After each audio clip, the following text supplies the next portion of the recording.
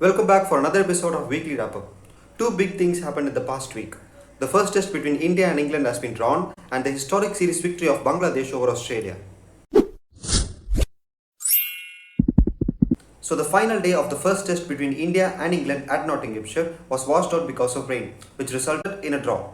The English supporters will be definitely happy, but not the Indian supporters, because they were looking like winning this game. They just needed 150 odd runs with 9 wickets in hand to win in the final day. There was a bit of swing and there was also a bit of turn in this pitch, but the England team did not have a spinner, so India were fancying these chances. Not only the fans are disappointed, even the captain of India, Virat is disappointed. In the press conference after the game, he said that this is a shame. Yes, indeed. It's a shame for the sport and it's also a shame for the England Cricket Board. Yes, we've seen over the years matches being interrupted and being called off because of rain. But it happens often for India. When India are looking like winning this game, it rains. But when India are looking like losing this game, not even a drop of rain falls from the cloud. Yes, this rain has been cruel for India past over the years. So what are the takeaways for both these teams from this first game? Let's start from India. KL Rahul's form. 3 years ago when he toured to England, he reasonably had a poor tour with just 1 century in 10 innings. Yes, he scored 149 in the final innings and he continued his form now. He scored 84 runs in this first innings and he was looking solid in the 26 that he scored in the second. Every other players gave some decent contribution. Siraj and Shami picked up few wickets, 4 wickets for Shardul Thakur, 4 crucial wickets for him. Jadeja got a 50, but the person who stood out was Jasprit Bumrah. 2 months ago, everyone criticized Bumrah for a disappointing performance in the World Test Championship final. But now, he's given a big comeback. He's picked up 9 wickets in this test match, including a fifer in the second innings.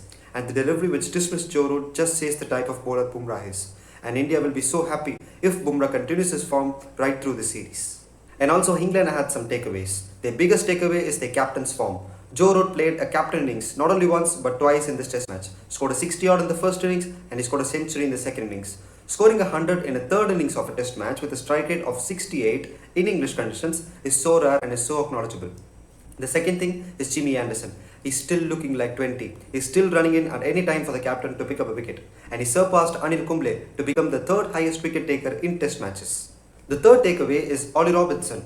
Well, Robinson made his debut 2 months ago against New Zealand, picked up 7 wickets and then he was banned by ECB for his controversial tweets. Now he's back and he's back with a bang. He picked up 5 wickets in the first innings and he said that the wicket of Rohit Sharma is the priceless one. The thing which will be haunting the England supporters is the form of the batsmen except Joe Root, especially Zach Crawley. Zach Crawley has scored just 68 runs in the past 9 innings in England. Just imagine, with an average of more than 7.5 as an English cricketer and especially as a batsman is so poor. So that's how the first test between these two teams panned out. And what about the changes for the second game?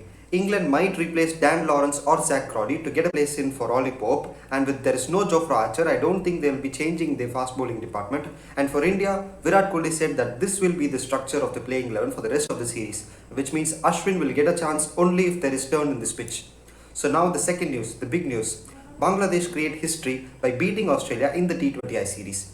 This is their first victory in a bilateral series against Australia in any format. Well, you can say that this Australian team is not a full-fledged team because they are playing without their captain Aaron Finch, their vice-captain Steve Smith, there is no David Warner, Marcus Stoinis or Glenn Maxwell.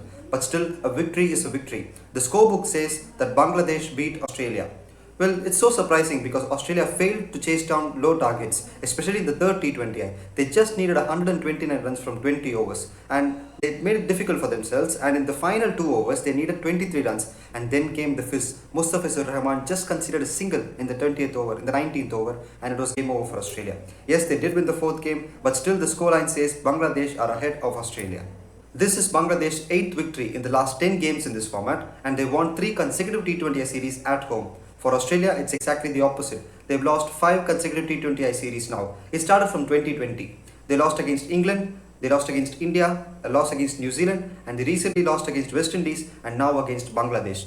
Well, teams like India and Australia are sending their B teams to test their bench strength against mini teams like Sri Lanka and Bangladesh, but it's not working out for them.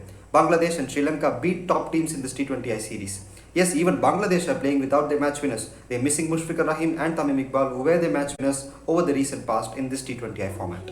So that's it, viewers. Next week I'll be posting another weekly wrap-up. Until then, it's goodbye, and like, share and subscribe and click the bell icon to receive notifications for all the videos from Cricpundit.